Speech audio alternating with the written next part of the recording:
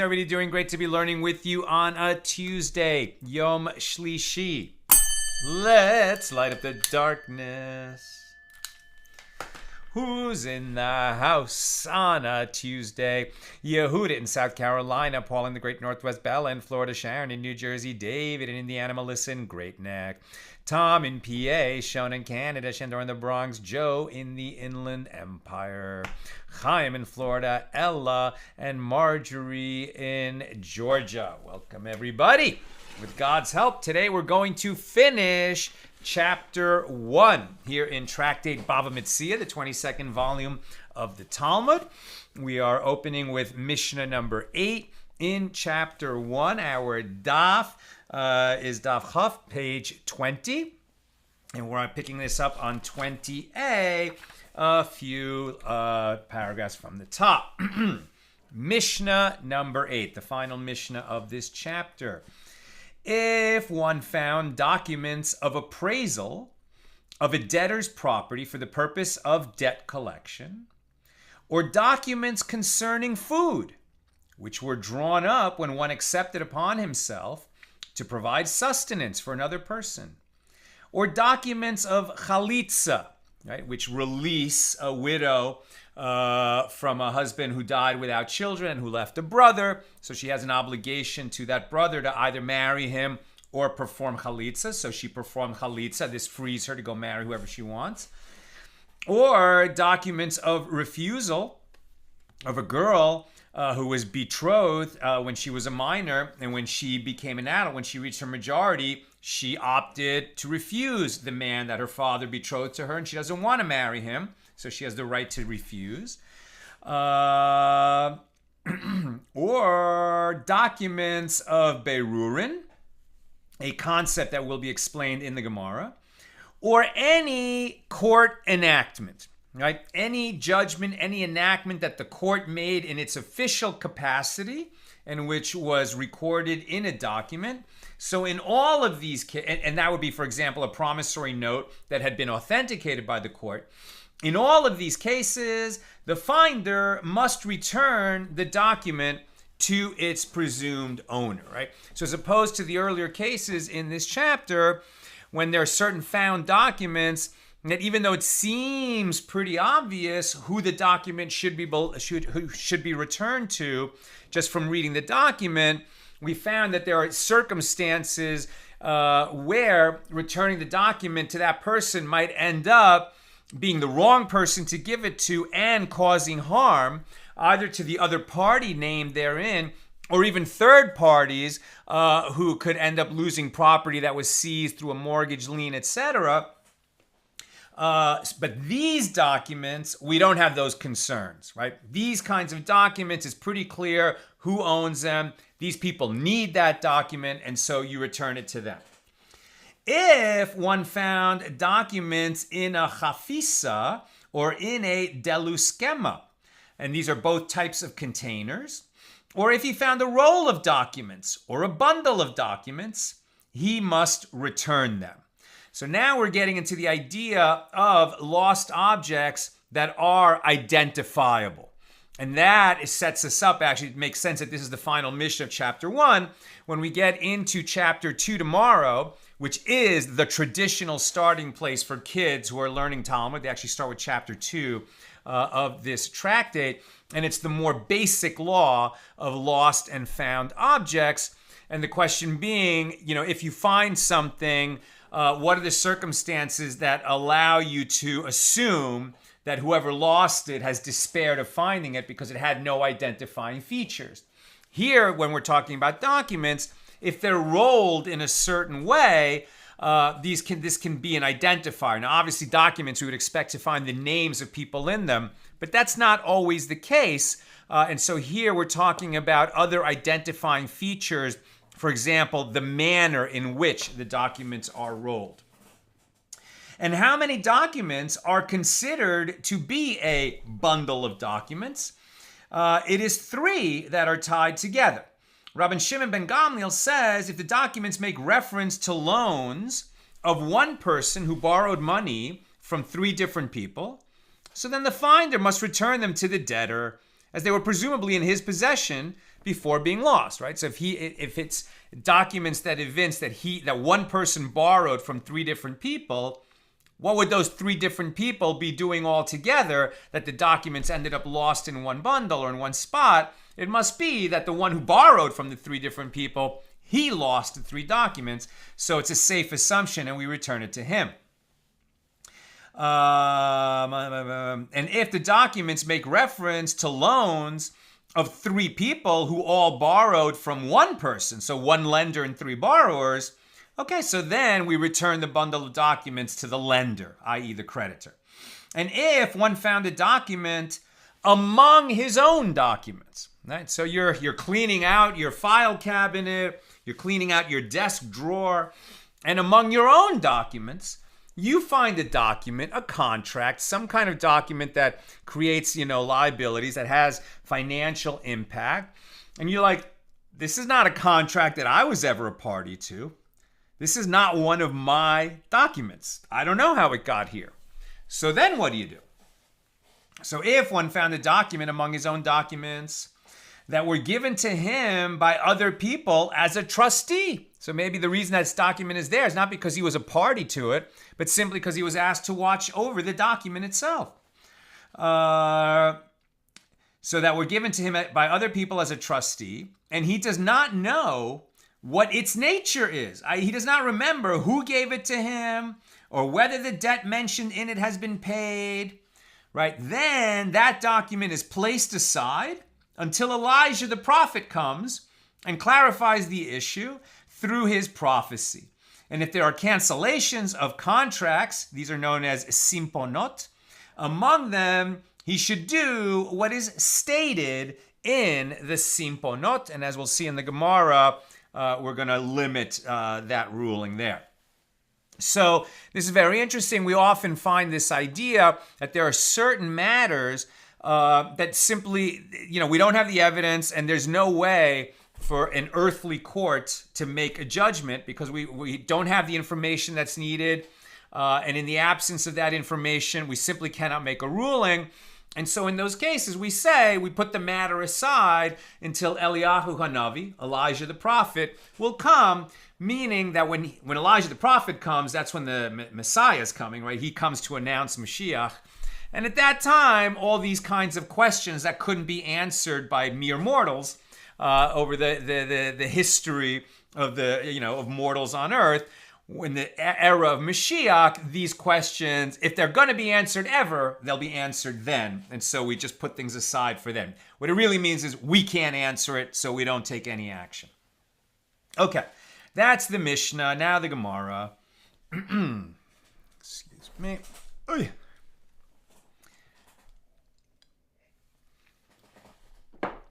Okay. What is meant by documents of Berurin? Here in Babylonia, the sages interpret it to mean documents recording each litigant's clarification, Berur, of his claims in a court case. So Rabbi Yirmiyah, who lived in the land of Israel, in Eretz Yisrael, said it is referring to cases where this litigant chooses, borer, this litigant chooses one judge, and that litigant chooses another judge, and the judges choose the third judge for the case.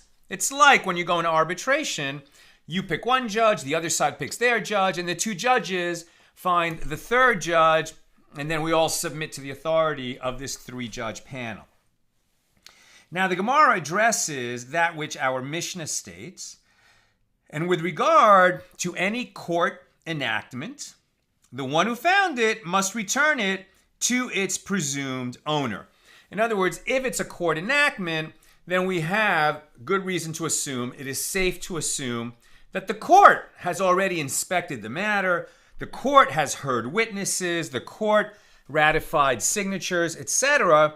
Now that the document, has become a court enactment, okay, so you read the document and whoever is named therein as the person who should be holding that document, let's say a creditor for an unpaid loan, so you can feel free to give it to the creditor because the court already said that it's an act of the court that this person is entitled to recover that money.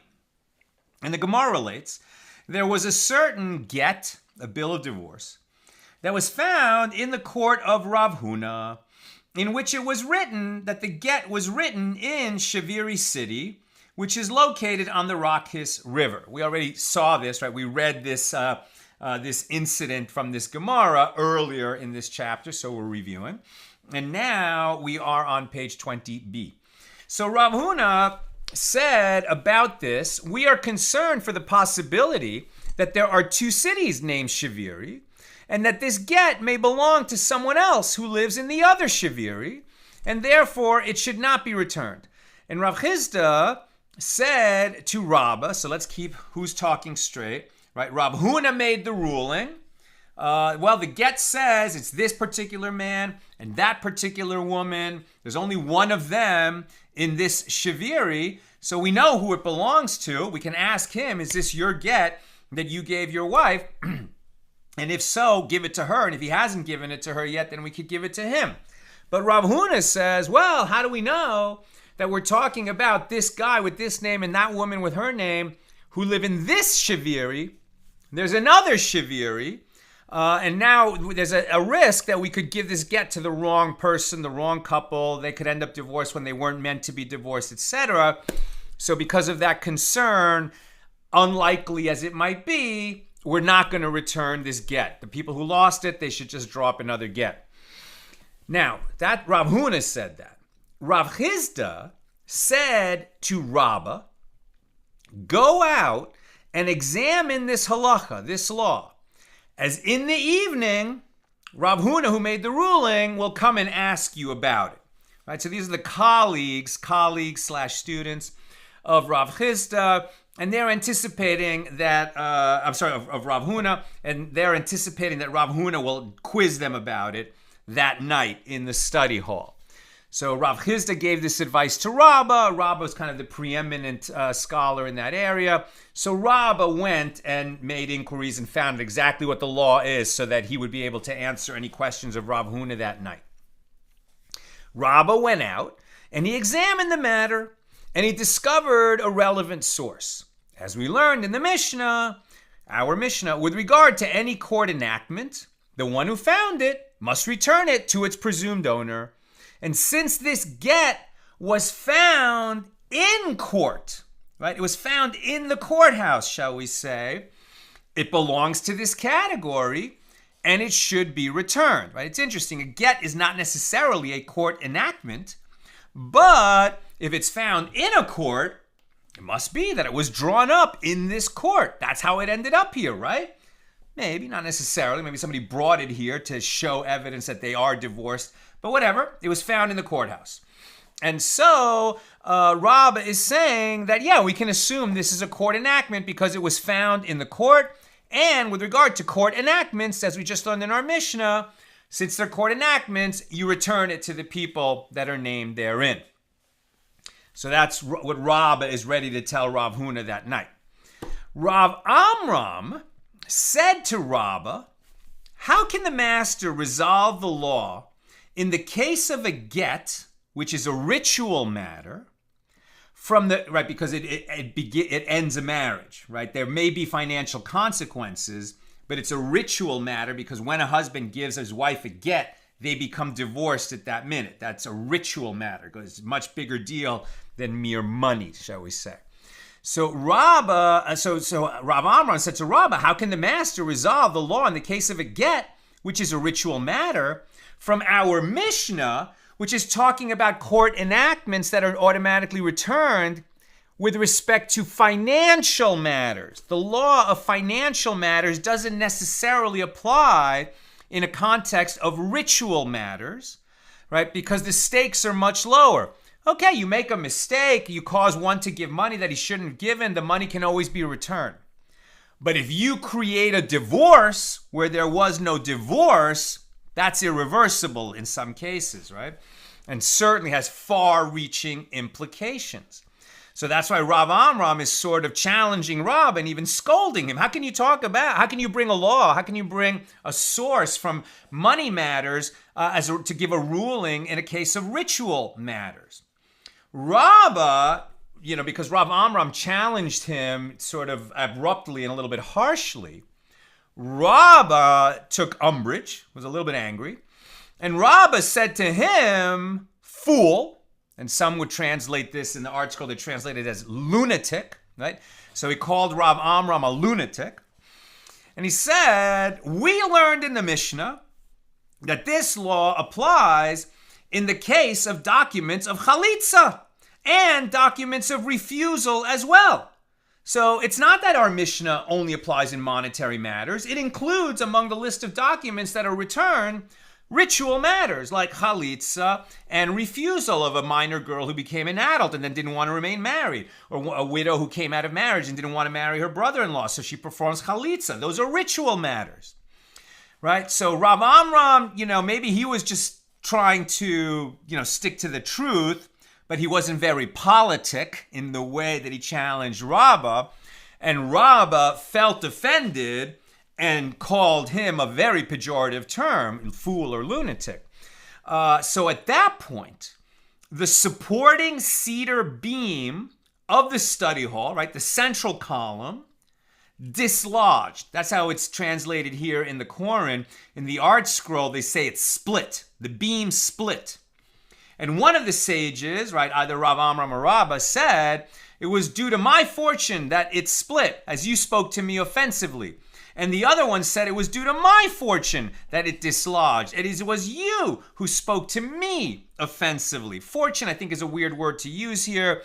It's more like my mazal. It's my honor as it's calculated in heaven, shall we say. But at any rate, each of them was saying that you spoke to me so inappropriately that the building shook, right? And the beam split. And it sort of left this lasting evidence and testament, that we as sages should not insult each other. Although they're so, in the heat of the moment that they're still arguing even after they got this, visible sign from heaven that they should not be insulting each other in that way. And if these sages, who are absolute tzaddikim, right, righteous souls, saints, could lose their temper like that, over a matter of law, but ultimately end up taking it personally, how much more so are we all susceptible, right? That's a kal v'chomer. If they, who are such righteous individuals, could end up devolving into such a petty argument and yelling and taking offense, then how much more careful do we have to be to avoid, falling into fury and anger and, offensive words, etc.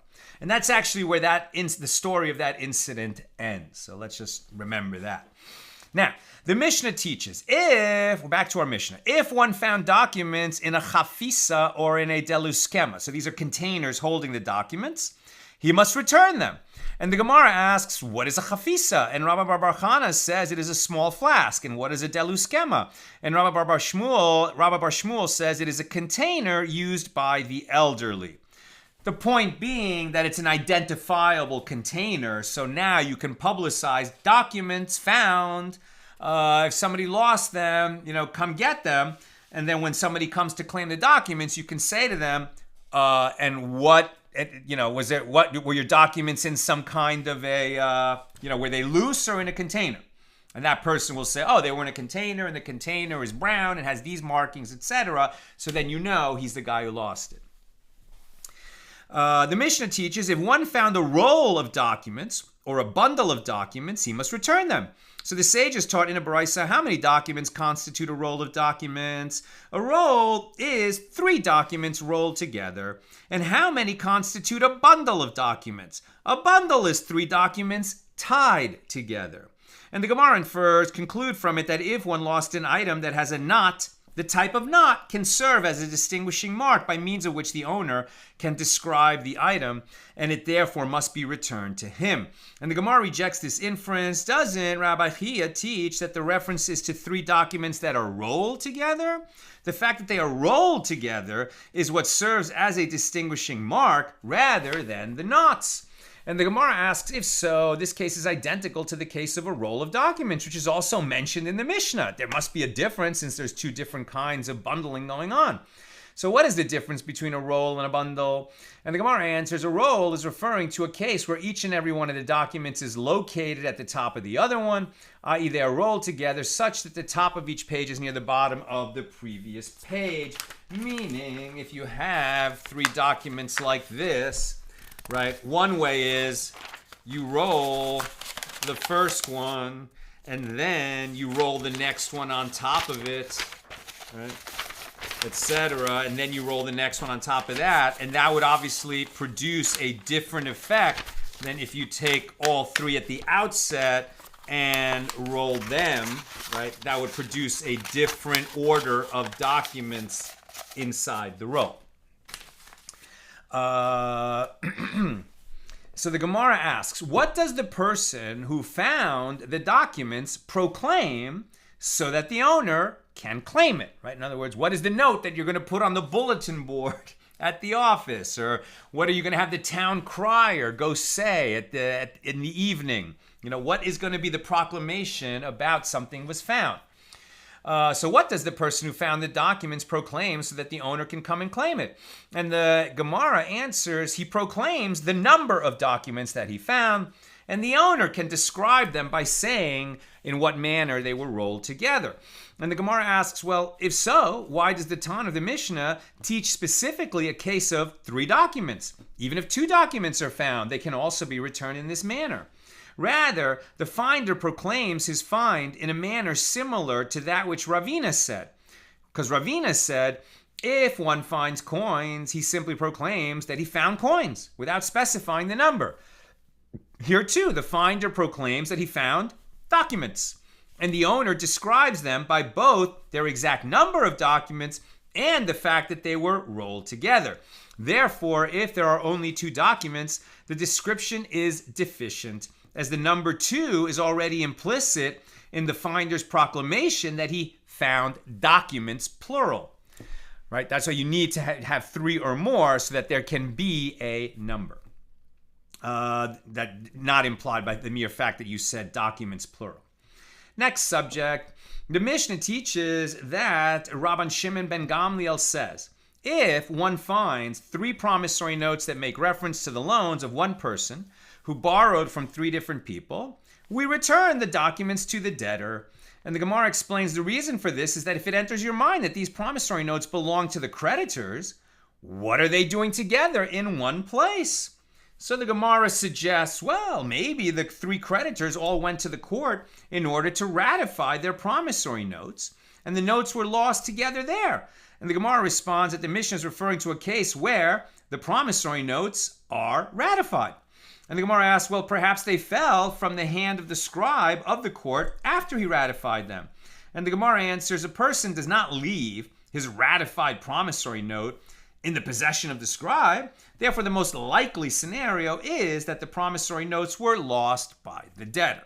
Sure, you could come up with a scenario where 3 different people who are all owed money by the same guy went to court together to file a joint lawsuit. But much more likely is that the guy who himself is named in all 3 documents, he was holding them and he dropped them, so we return it to him.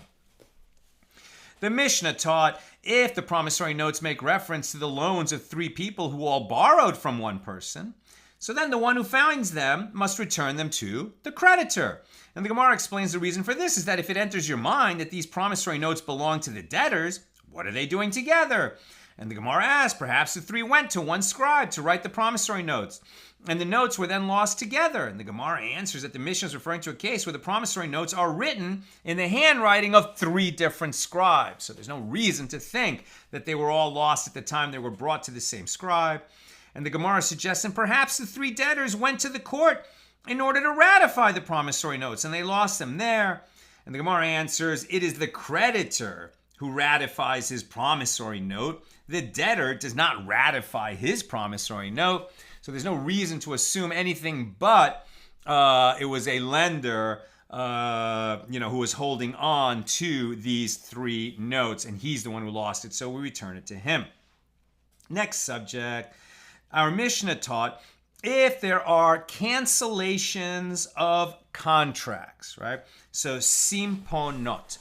Now, what that is basically when you borrow money and you write a promissory note and you leave that with the creditor and you, the borrower, take the money and go off and do whatever you borrowed the money for. And then you come back and you pay back the money. Now, at that point, he should give you back your promissory note and you tear it up so that we avoid all problems where that promissory note could be lost and found and presented again. But one thing that he might do is give you a receipt, right, that you have paid off the money. Maybe you paid back the money and he doesn't have the promissory note. He lost it, right? He can't find it. So in the absence of giving you back your promissory note, he gives you a receipt, right? And that would be this cancellation of the contract, meaning the promissory note is no longer valid because you paid off the loan and he's giving you a receipt for that. So this receipt acts as a cancellation of the contract. It's not just I received $1,000 from Sal. It's I received $1,000 from Sal and this reflects full payment of the loan that he took, and any promissory note that would be presented after this date to the effect that Sal borrowed $1,000 is hereby canceled because he paid it off. So that's what a simpon is, plural simponot. So if there are these simponot, these cancellations of contracts found among one's own documents, so then he should do what is stated in the simponot. And the Gemara cites that which Rav Yirmiyah bar Abba says that Rav said, with regard to a simpon, singular, that emerges from the possession of a creditor, even if it is written in his own handwriting and it is clearly not forged, it is considered as though he were merely jesting and the simpon is not valid, right? It makes sense because when does a simpon become effective? It's because I pay back the loan and you give me the simpon that I can use to show I paid off the loan. But if I haven't paid off the loan yet, or I have paid off the loan. Well, if I haven't paid off the loan yet, but you drew up the simpon, so the fact that it's among your papers and maybe alongside the promissory note itself, in what way would that indicate that I've paid off the loan? The simpon says that the loan is paid off, but you have it. I didn't get it yet. You have both the promissory note and the simpon. And even in the absence of the promissory note, you have the cancellation of debt, but you're the one who's the creditor. You're the one who lent the money. If you're holding the simpon, it hasn't become activated yet. And that's why just because a simpon is found among your documents, when you find it, you don't really know what it refers to. You don't remember. You just find the simpon. There's no reason for you to assume that the debt was paid off, because if it was paid off, you wouldn't be holding the simpon. It's more like you drew it up so that you would be ready when I came along to pay off the loan. And the Gemara explains, it is not necessary to state this law in a case where it is written in the handwriting of a scribe, as it can be said that he happened to have an opportunity to have the scribe write the simpon, and therefore he had him write it before the debt was repaid.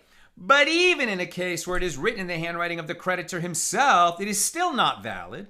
The creditor may have written the simpon himself before the debt was repaid, thinking perhaps the debtor will happen to come at twilight on Erev Shabbos and wish to repay me, and I should prepare a document of cancellation, as if I do not give him one, he will not give me the money. I will therefore write the document now so that when he brings me the money, I'll be ready and I can give him the receipt, even if it's right close to when Shabbos is starting, when I would not have time to draft the simpon at that time, but I'm always ready to get my loan back, get my money paid back, and I have the receipt ready to go. But since, let's say now I'm the lender, I've drawn up this simpon for these circumstances, as long as I'm holding it, clearly I haven't been paid back yet because I'm still holding it. Now, the Gemara challenges the statement of Rav that I just said based on that which we learned in the Mishnah. If there are simponot, plural, among one's documents, he should do what is stated in the simponot. So this is apparently referring to simponot that are in the possession of the creditor. So it seems like our Mishnah was indicating, well, no. If now I'm a lender, I've lent to various people. Among my papers, I find this cancellation of a promissory note. So according to the Mishnah, it sounds like, so then, I find whichever promissory note, is matched with this cancellation of debt, and I cancel it, even though I'm still holding it. So what about this whole story that Rav said? Well, the reason I drew it up is not because I got my money back, but because I just want to be ready when the borrower comes to pay me.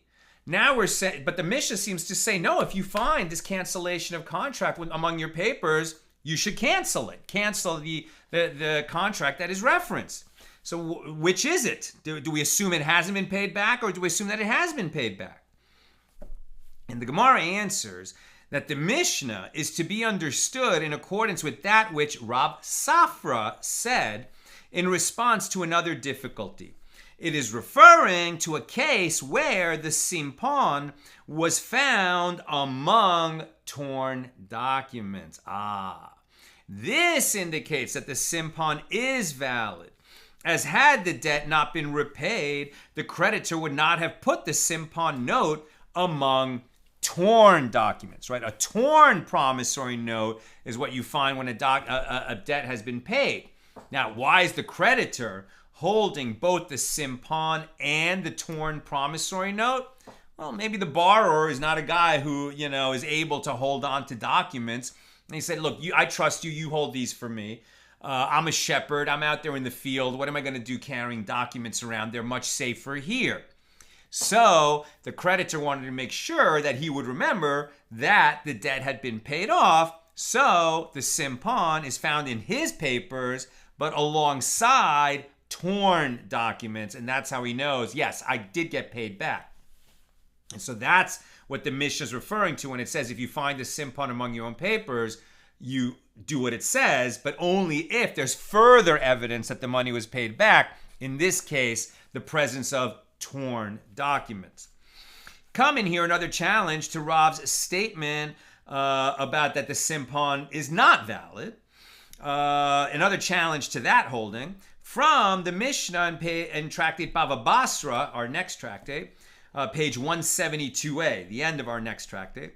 If one found among his documents a simpon that says the debt mentioned in the promissory note of Yosef ben Shimon is repaid, and there are two people by that name who owe him money, the debts mentioned in the promissory notes of both of them are considered repaid, as each can claim that the cancellation is referring to his debt, and the burden of proof rests upon the creditor.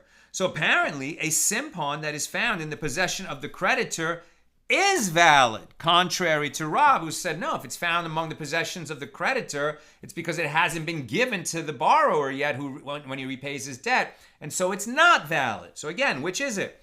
And the Gemara answers that this Mishnah too is to be understood in accordance with that which Rav Safra said in response to another difficulty. It is referring to a case where the simpon was found among torn documents, further evidence that the loan was repaid.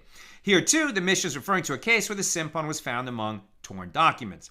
Come in here another challenge to Rav's statement from a Mishnah in tractate Shavuot 45a. If orphans who inherited their father's property demand repayment of a debt owed to their father from the orphans of the debtor, they are required to take an oath stating, we take an oath that our father did not instruct us on his deathbed that the debt mentioned in this promissory note was repaid, and it should be returned to the debtor, nor did our father say to us on an earlier date that it was repaid, nor did we find among the documents of our father a simpon stating that this promissory note was repaid.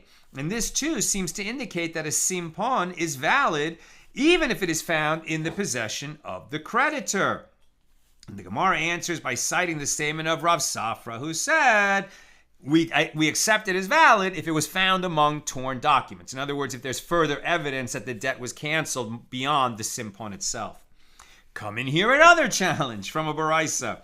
A simpon upon which witnesses are signed is ratified by means of its signatories, and the court verifies the validity of the witnesses' signatures and thereby ratifies the document. This too seems to include a simpon that is in the possession of the creditor. And the Gemara answers say that the Baraisa reads, is ratified by obtaining confirmation from its signatories, as we ask the witnesses whether the loan was repaid or whether it was not repaid, right? The witnesses are very strong evidence. Now we're on page 21a. We're just going to get a start on this page, but I am near the end. And with this, we're going to finish the chapter, and we'll be opening chapter 2 tomorrow. So I'm close to the end of today. Questions or comments, please get them in. Comment here, another challenge to Rav's ruling that the simpon is not valid if found among the creditor's papers. A simpon upon which witnesses are signed is valid. So a simpon, a cancellation of a contract, why would witnesses have signed it if it wasn't given? Right? So this would seem to be further evidence that the simpon is valid, meaning without witnesses, it's not valid. So apparently it is valid even if it is found in the possession of the creditor, as no distinction is made about who's holding it, but it is stronger evidence because it's witnessed. And the Gemara answers, to what witnesses is this Baraisa referring? It's referring to witnesses of ratification. The fact that the simpon was ratified by the court proves its validity. The Gemara notes that this too stands to reason from the fact that the Baraisa teaches in the latter clause, and the simpon upon which witnesses are not signed is not valid. And what is meant by the expression upon which witnesses are not signed? If we say that it means that there are no witnesses signed on it at all, does it need to be said that it is invalid? Rather, is it not referring to a simpon upon which witnesses are signed, but not witnesses of ratification, not by the court? So the Gemara discusses the Baraisa itself that was cited above. A simpon upon which witnesses are signed is ratified by means of its signatories. If there are no witnesses signed on it, but the simpon emerges from the possession of a third party who was serving as a trustee, or if it emerges after the signing of the documents, i.e. the simpon was written on the promissory note beneath the content of the note and the witnesses' signatures, then it is valid. Further evidence.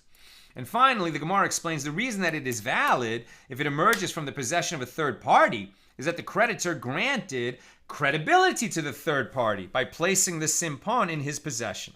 So too, the simpon is valid in a case where it emerges after the signing of the documents, as if not for the fact that the debt was repaid, the creditor would not have undermined his note by allowing the simpon to be written on it. That concludes our journey through chapter 1 here of Tractate Bava Metzia. I'm now going to take some questions, but let me just mention right now, tomorrow's class, Wednesday, will be an hour later. It'll be 7 p.m. Pacific Eastern. 7 p.m. Pacific time, 1 hour later than normal, because, as I mentioned earlier in the week, I'm going to be doing color grading on our movie all day tomorrow at a post-production house, and I'm pretty solid that I can get here by 7, but I'm not solid that I could get here by 6 to be safe. Class is going to be 1 hour later tomorrow, 7 p.m. Pacific.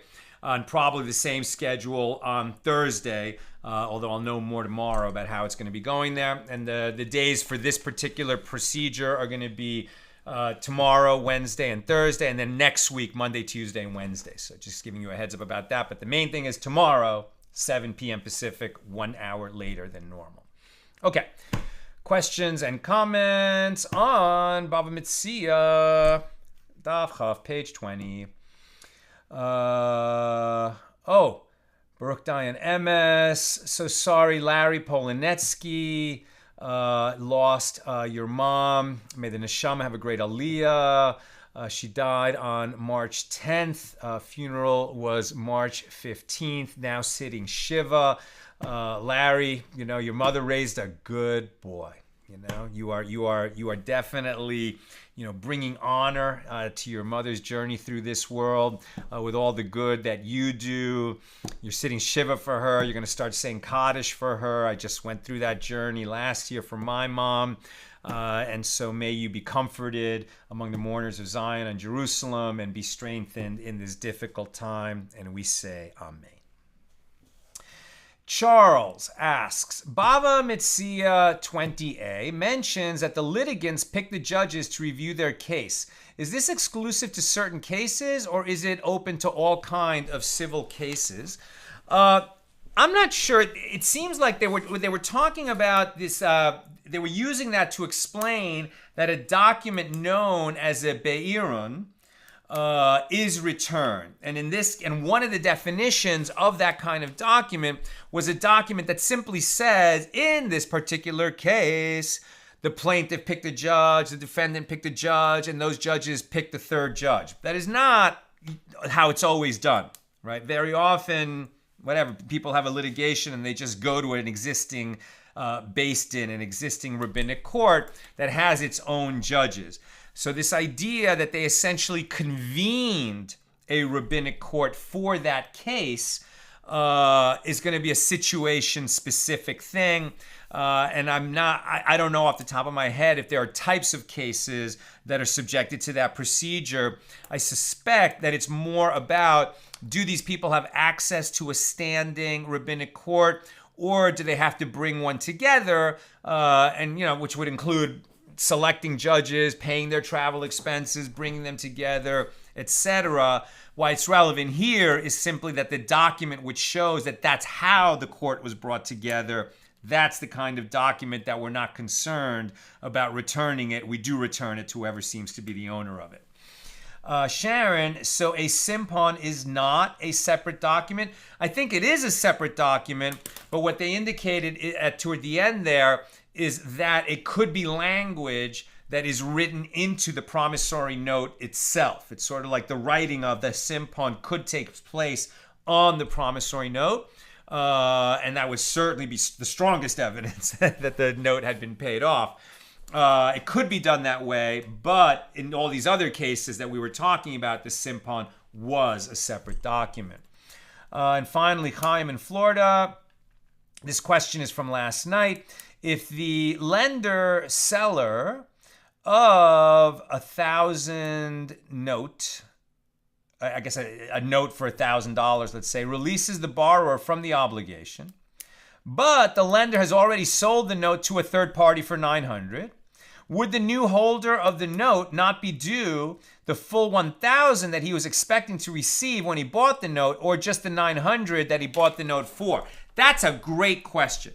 So what we were talking about yesterday is that it's kind of somewhat counterintuitive, surprising ruling that if I'm holding a promissory note worth $1,000 and I can't wait anymore to be paid off because I need the money, so I sell it to my buddy for $900, right? And then and the reason he's doing it is because eventually when the borrower is paying it back, it's going to be the full $1,000 and it's going to go to him who bought the promissory note from me. And then the surprise was that I no longer own the promissory note. I sold it. Nevertheless, the borrower borrowed from me, and if I forgive the debt, it's forgiven because he owed it to me, irrespective of the fact that there was a promissory note as evidence of it. It was owed to me. I can forgive that loan. So now the promissory note is worthless.